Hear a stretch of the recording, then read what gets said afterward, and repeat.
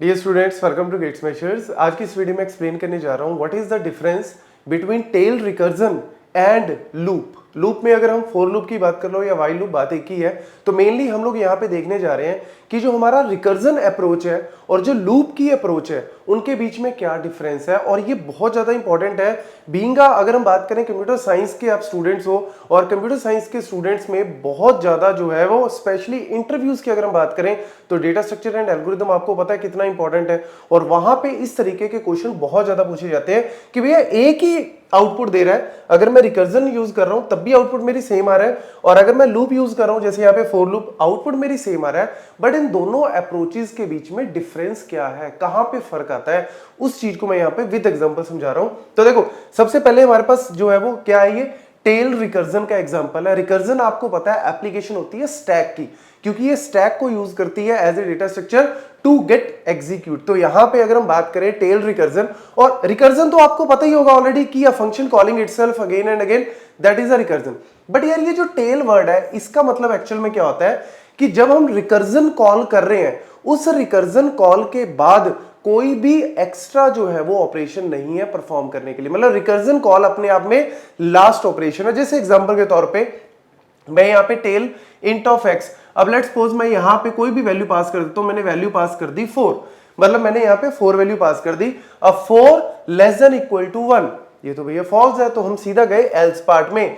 यहां पे गए तो मैं क्या कर रहा हूं, यहाँ पे लेट्स सपोज अगर ये मेरी लाइन नंबर 1 है, ये लाइन नंबर 2 है, ये लाइन नंबर 3 है, लाइन नंबर 4 है। अब आप कहोगे सर ये ब्रैकेट क्यों ले रहे हो, क्योंकि स्टार्ट तो मेरा एल्स यहां से हो रहा है ना ब्रैकेट से, तो जस्ट इसको कंसीडर कर लेते हैं 1 2 3 4। अब यहां पे ये जो थर्ड स्टेटमेंट आपको दिख रही है, ये क्या कर रही है, ये कॉल कर रही है x-1 को। मतलब हमने इंट 4 दिया, मतलब 4 वैल्यू दी, तो यहां पे पहला जो है वो मेरा एक तरह से x4 के लिए फंक्शन कॉल स्टार्ट होगी, जहां पे x की वैल्यू क्या है 4। जब हमने इसको कॉल किया तो ये अंदर गया, अंदर जाके इसने क्या किया, कॉल आगे x3 को कॉल किया। यहां पे किसको कॉल हुई, x ऑफ 3 को, मतलब टेल ऑफ 3 की कॉल हुई। लेकिन जो भी ऑपरेशन करने हैं वो सारे ऑपरेशन इस रिकर्जन से ऊपर होंगे। मतलब कुछ भी चीज आगे मुझे रिमेंबर नहीं रखनी, कुछ भी आगे चीज मेरे ऑपरेशंस नहीं है, that is called a tail. Non tail में आगे भी कुछ ना कुछ ऑपरेशन हो सकते हैं। तो ये तो सिंपल सा डिफरेंस हो गया। तो यहां पे अगर मैं बात करूं x की वैल्यू 4 दी, तो सबसे पहली स्टेटमेंट डन होगी। जो स्टेटमेंट नंबर 2 है उसमें क्या करना था, हमें प्रिंट करना था x की वैल्यू को, तो मैंने 4 वैल्यू को प्रिंट कर दिया। उसके बाद थर्ड स्टेटमेंट में हमने क्या किया, कॉल कर दिया, तो कॉल किया तो हम सीधा x इज इक्वल टू 3 पे पहुंच गए। उसके बाद फोर्थ स्टेटमेंट जो है वो मेरी अभी पेंडिंग है, क्योंकि ये बाद में आएगी, क्योंकि यहां पे सीधा ये नेक्स्ट पे चला गया। अब यहां पे देखो 1, यहां पे वैल्यू 1, मतलब ये वाली ब्रैकेट ये तो ऑलरेडी डन होगी। 2 में क्या करना है, प्रिंट करना है x की वैल्यू को, तो यहां पे x की वैल्यू क्या होगी, 3 प्रिंट होगी। उसके बाद हमने क्या किया, थर्ड स्टेटमेंट को कॉल किया।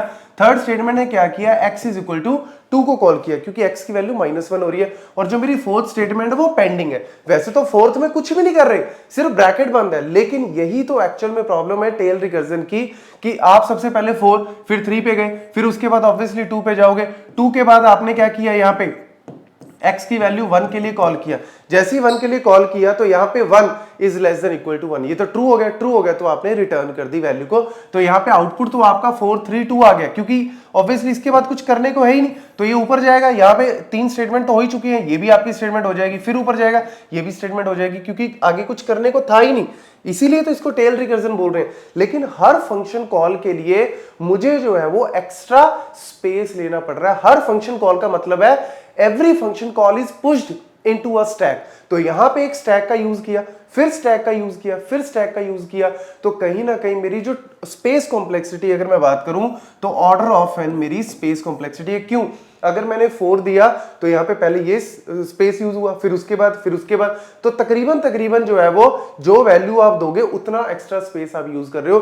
तो order of n time complexity space complexity आपकी यूज हो रही है यहाँ पे। और सबसे इंपॉर्टेंट बात है कि अगर मैं इसको लूप से करता हूं, फॉर लूप से भी करता हूं, तो आपको पता है वैल्यू यहां पे भी अगर मैं 4 देता हूं, 4 दी, 4 आई की वैल्यू क्या है मेरे पास 4 इज ग्रेटर देन 1, ट्रू हो गया। यहां पे माइनस नीचे गए, प्रिंट कर दिया 4 को, फिर 3 होगा, फिर 2 होगा, और जब value 1 is greater than 1 false हो जाएगी, तो ये लूप से बाहर चला जाएगा। तो आउटपुट तो सेम ही आ रहा है, लेकिन मेन फर्क क्या है, यहां पे स्पेस जो है वो एक्स्ट्रा यूज हो रहा है, तो वेस्टेज ऑफ स्पेस कहीं ना कहीं है। और दूसरी इंपॉर्टेंट चीज क्या है कि जब हम लूप में इसी चीज को जब हम लूप में करते हैं तो जब मैंने x को इनिशियलाइज किया उसकी वैल्यू क्या है 4। अब जब x की वैल्यू 4 है उसके बाद जब 3 हो रही है तो उसी सेम जगह पे हो रही है, जब 2 हो रही है उसी सेम जगह पे हो रही है। मतलब आपने एक बार x को इनिशियलाइज कर दिया, एक लोकल वेरिएबल x को इनिशियलाइज कर दिया और जब भी आप वैल्यू चेंज कर रहे हो उसी सेम जगह पे ही कर रहे हो। लेकिन यहां पे फॉर एवरी फंक्शन कॉल यहां पे x जो है वो इनिशियलाइज हुआ, जब हम दूसरी फंक्शन कॉल में गए तो एक नया x जो है वो इनिशियलाइज हुआ, जब हम तीसरे फंक्शन कॉल में गए एक नया x यहां पे इनिशियलाइज हुआ। तो हर बार एक लोकल वेरिएबल इनिशियलाइज हो रहा है और इस वजह से यहां पे सेम जगह पे चेंजेस नहीं हो रहे बट यहां पे सेम जगह में चेंज होते हैं। तो मेन फर्क यही आता है कि स्पेस जो है वो ज्यादा यूज हो रहा है और यहां पे आउटपुट जो है वो आपकी सेम ही आ रही है। हाँ, नॉन टेल रिकर्जन की बात करें तो उस केस में आप कह सकते हो कि कुछ चीजें आपको बाद में भी करनी पड़ेंगी, तो उस केस में तो आपको याद रखना पड़ेगा, तो आपको रिकर्जन चाहिए ही चाहिए। लेकिन टेल में कहीं ना कहीं आप कह सकते हो कि भैया ये आप नॉर्मल लूप से भी किया जा सकता है अगर आपने स्पेस को बचाना है। तो ये छोटे छोटे पॉइंट्स है, छोटी बातें बड़ मोटी बातें, क्योंकि इंपॉर्टेंट है ये इंटरव्यूज वगैरह में आपको being a computer science student पता होना चाहिए ताकि सामने वाले को लगे कि आपको बेसिक से भी चीजें पता है, बिल्कुल स्क्रैच से चीजें पता है और ये कहीं ना कहीं इंपैक्ट डालता है आपकी परफॉर्मेंस पे। Thank you.